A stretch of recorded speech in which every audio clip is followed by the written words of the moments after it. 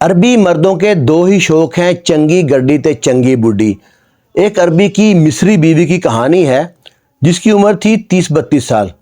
اس کے 4 بچے تھے اور اس مصری عورت کو ابھی تک سچا پیار نہیں ملا تھا۔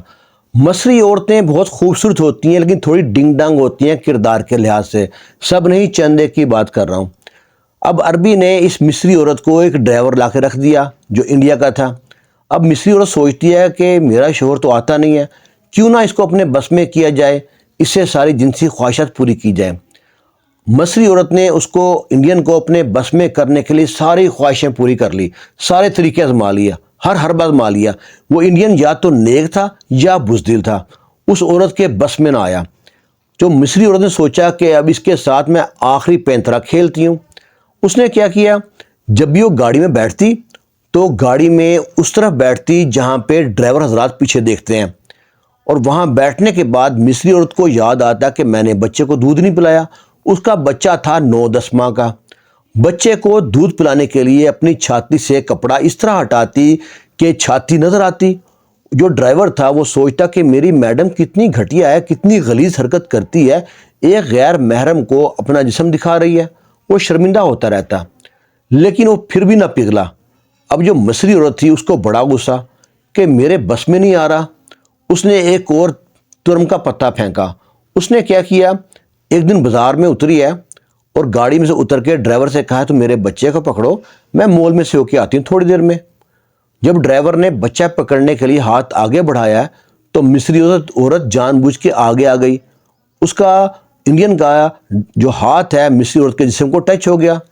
اب مصری عورت نے آؤ دیکھا نہ تاؤ بھرے بازار میں انڈین کے منہ پہ تماچا جڑ مارا۔ جب تماچے کی آواز سنی ہے تو سارے لوگ مڑ کے دیکھ رہے ہیں کیا ہو گیا۔ اسے گالیاں دے رہی ہے، کہتی میں تمہیں چھوڑوں گی نہیں، اگر تم میری بات نہیں ماننے گے تو میں اپنے شوہر کو بتاؤں گی، تمہیں پولیس کے حوالے کر دے گا، تمہیں خروج ہو جائے گا، تمہیں یہ ہو جائے گا وہ ہو جائے گا۔ وہ انڈین بیچارہ وہیں بت بن کے کھڑا رہا۔ یہ کہانی جتنے بھی انڈین ڈرائیور حضرات سن رہے ہیں یا اور کوئی ڈرائیور حضرات ہے، اس ویڈیو کو غور سے سنیں اور دوستوں میں شیئر لازمی کریں۔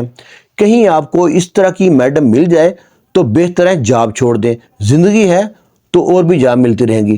اگر آپ اس عورت کے چکر میں پڑ گئے، ایسی عورت کے چکر میں، اور آپ نے جنسی خواہش پوری کر دی ایک بار، تو آپ کب تک بچیں گے؟ آخر ایک دن پکڑے جائیں گے، پھر آپ کو سزا ہوگی یا گردن تن سے جدا ہوگی۔ لہٰذا اس ویڈیو کو زیادہ شیئر کریں۔ جو عربی لوگ ہیں نا، ان میں نا گاڑی کی ویلیو تب تک ہے جب تک گاڑی کا نیا انجن ہوتا ہے۔ جو ہی گاڑی کا انجن کھل جاتا ہے نا، اس کے بعد عورت کی ویلیو 0 ہو جاتی ہے۔ اور ایسے ہی جب عورت ہوتی ہے، اس کو جب 3-4 بچے ہو جاتے ہیں نا، اس کو یہ عربی لوگ پوچھتے ہی نہیں ہیں اور نئے کی تلاش میں لگ جاتے ہیں۔ اب یہ جو لڑکا تھا انڈین، اس کو جب تھپڑ پڑا نا، تھپڑ پڑنے کے بعد شرمندہ کھڑا رہا وہاں پہ۔ یہ جو انڈین لڑکا تھا پارٹ ٹائم نا، اس گھر میں کام تھا بہت کم، اور پارٹ ٹائم جاتا تھا۔ اس گھر کے ساتھ ایک مارکیٹ تھی، اس مارکیٹ میں گفٹ سینٹر تھا، فلاور شاپ تھی، وہاں سے بکے بنا کے گھروں میں ڈیلیوری کرتے تھے۔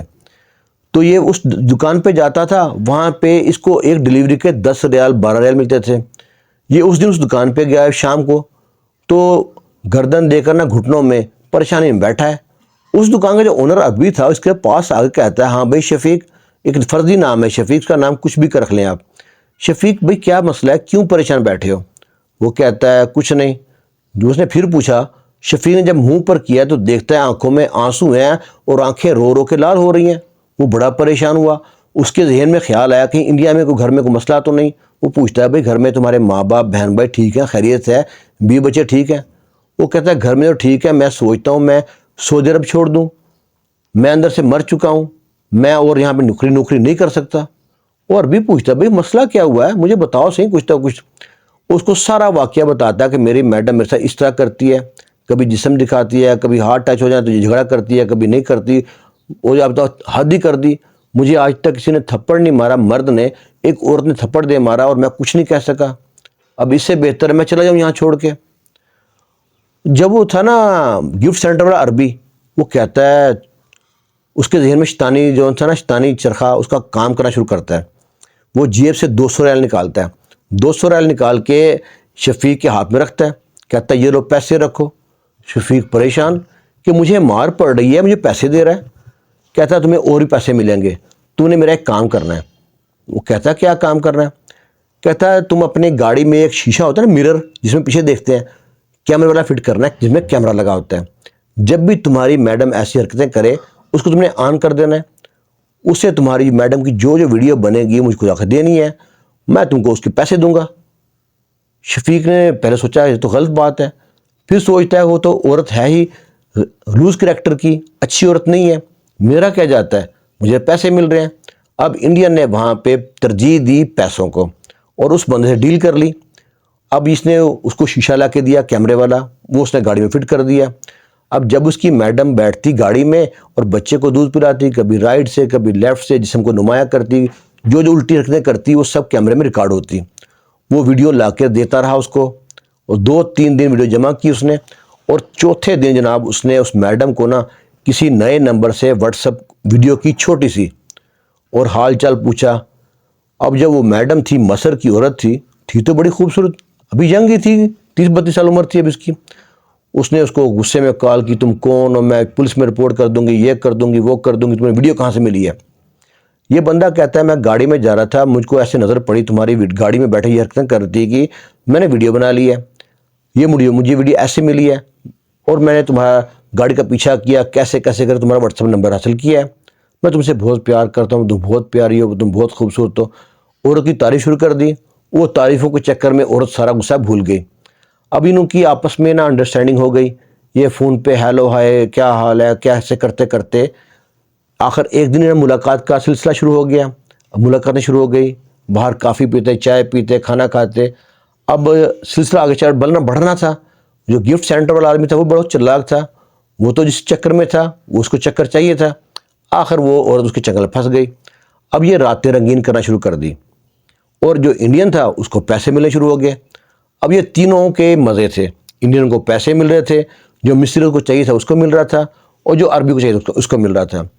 اب یہاں پہ اگلی قسط میں بتاؤں گا کہ تینوں کیسے پھنستے ہیں۔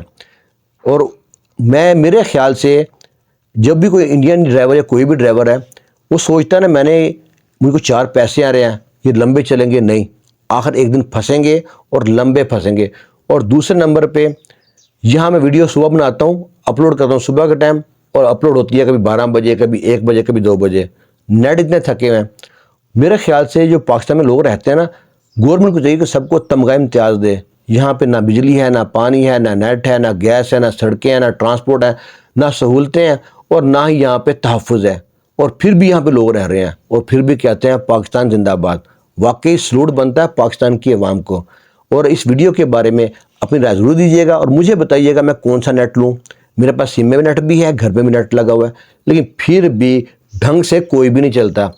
اتنا سلو نیٹ چلتا ہے کہ اتنا سلو دلہن کا لہنگا بھی نہیں ہوتا جو اٹھا کے دلہن چلتی ہے، اتنا سلو میرا نیٹ چلتا ہے۔ خوش رہیں، شاد رہیں، آباد رہیں، اللہ حافظ۔